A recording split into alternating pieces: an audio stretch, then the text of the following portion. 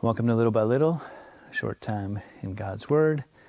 Today, October 8th, and we are looking at having patience and continuing to run the race that God's called each of us to, but with patience. And that's a tough one these days because we live in an instant gratification society. We don't like to wait for anything. And so the prospect of waiting for God to develop character and fruit out of our lives that takes time seems difficult, right? We want to see results, right? That's why you get all these weight loss pills, because they advertise quick results, do surgeries, quick results. And yet the gradual, little by little, getting in shape is what we need physically and spiritually.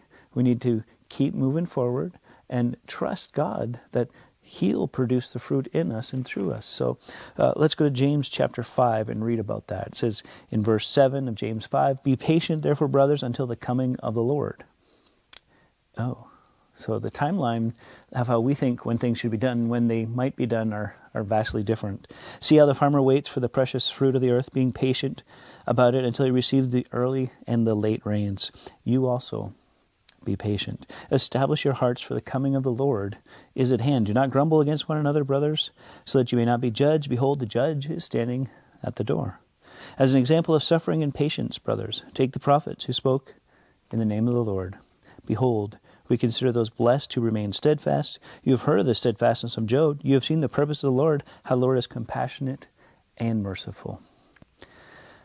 Waiting on God, for Him to do the work in us.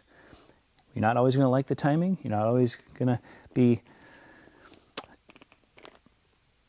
wishing it would happen sooner, right? But we got to learn to be patient and trust God knows best.